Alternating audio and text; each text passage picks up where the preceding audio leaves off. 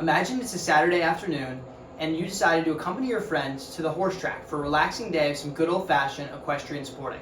To get you in the spirit of your day, your friend tells you about a long shot horse that he's going to place a bet on and asks if you want to get in on the betting action. He tells you that if you put in $10 and the horse wins, you could win $2 million. But wait, before you decide what decision to make, know that there's only about a 1% chance that the horse wins it all. Knowing this, would you take the risk and spend your hard-earned cash on the long shot bet? Chances are you probably would. Even though you're likely to have just wasted your $10, you're in good company by choosing to take the bet. Many an investor has tried to make it big by betting on the underdog. This economically precarious dilemma is called Pascal's wager and is the very culprit responsible for a large portion of pseudoscientific funding.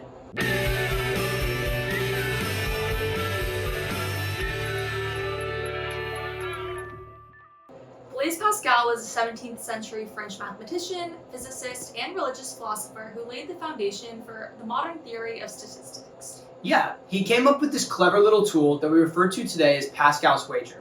See, Pascal was a religious man, and he thought that everyone else should be too. So what better way to convert people to Christianity than weighing the infinite reward of heaven to the slight cost of faith? In the case of Pascal's wager, if you choose not to believe in God and he doesn't exist, then you lose nothing, but also gain nothing. If you choose not to believe in God, but he does not exist, however, Pascal argues that you miss out on the infinite benefits of heaven. He argues further that the cost of believing in God is the finite cost of the disciplined life, which is minuscule compared to the benefits. Why not take the chance? Why not believe? It's interesting to look at where Pascal's wager started and where it is now. What started as a tool for faith conversion is now being applied to many different choices and investments that people make. Yeah, in general, its application goes a little something like this.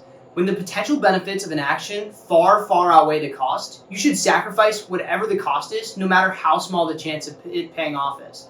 Government funding of science is one of the biggest applications for this version of the cost-benefit analysis of Pascal's wager. The US government is a firm believer in the underdog and has invested hundreds of millions of dollars in science that never pans out. That's not to say they never get a big win, but they know the unlikelihood of their investment paying off when they sign the check. This has been used to justify an investment in pseudoscience. The government usually invests several millions of dollars in companies with the hope of turning their investments into billions of dollars. Yeah, from cold fusion to oil-finding planes to COVID-19 vaccines, the government has spent a considerable amount of money betting on the scientifically unlikely. Besides the obvious danger of no return on investment, the secondary danger comes with the propagation of bad science. When you're investing based on a gamble, you're more comfortable betting on less firm science without fully analyzing the foundations and scientific evidence, further promoting bad science. And to explain how pseudoscience reduces funding in real science, we have the ghost of science past. Woo! Spooky! Woo! I'm the ghost of science past. Be scared. Yeah, so Mr. Ghost, could you please explain a little bit about the pseudoscience and how it actually reduces funding?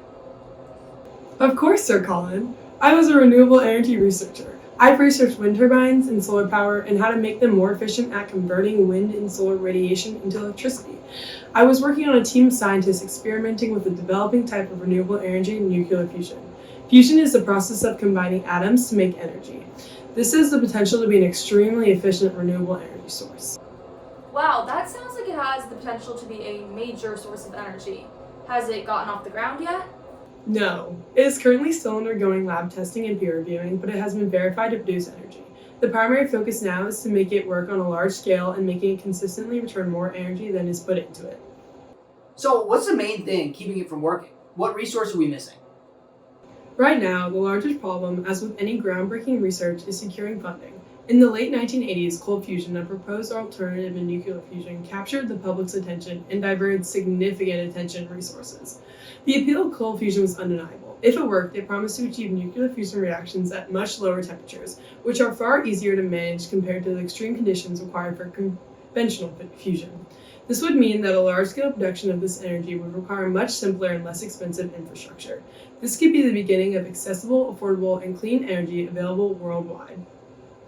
Investors saw the potential economic benefits of being the first to commercialize this kind of energy source. This source has the potential to completely change the energy industry, work towards eliminating energy poverty worldwide, and despite the science still being largely untested and not generally accepted, many saw it as a gamble worth taking. So who were some of the main actors responsible for perpetuating this pseudoscientific gabagool?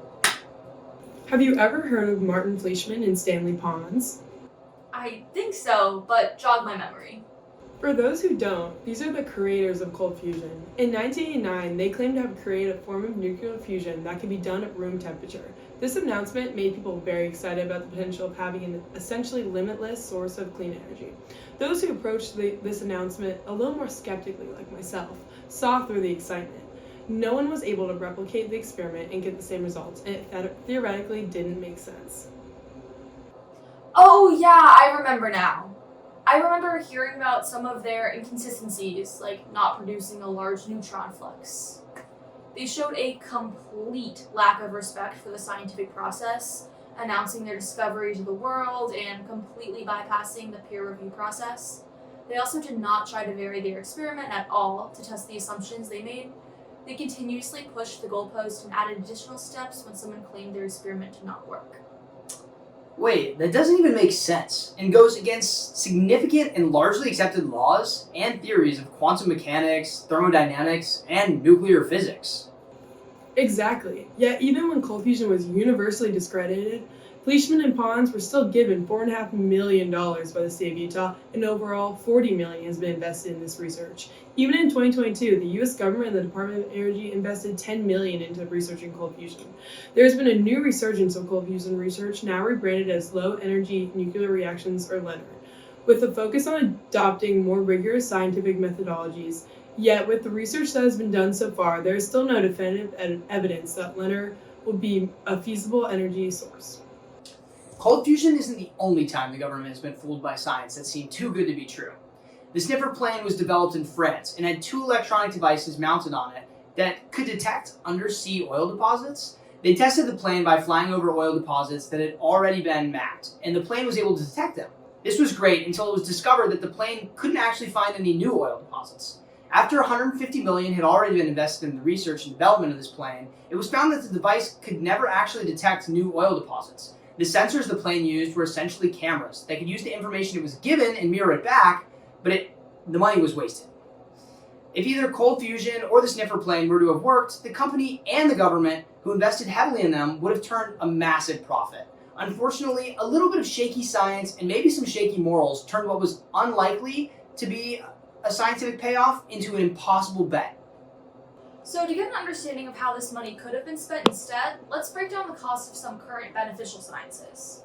One of the biggest recommendations is that this money be used to help combat climate change, or do some climate change research.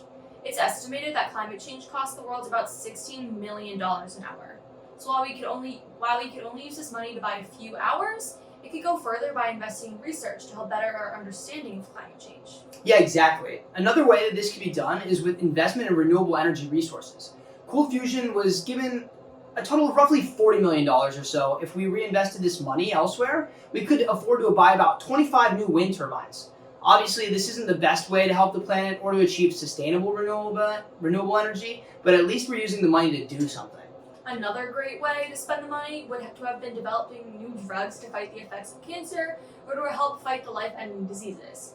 It's estimated that the cost to develop a new drug is approximately $150 million, which seems like a lot, but when you consider the fact that we spend $150 million on a glorified plane with a camera, it seems like a lot better use of our money. So, what did we learn, class? Yeah, so to start, if it's too good to be true, it probably is. Using Pascal's wager, we can see that although high-risk investments, especially those in science, are enticing to invest in, we need to look past the glam of attractive returns. The government has spent hundreds of millions of our hard-earned tax dollars on things that will never benefit anyone.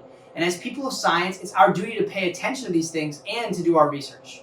So yeah, guys, make sure you guys tune in to our future episodes, and yeah, have a great one.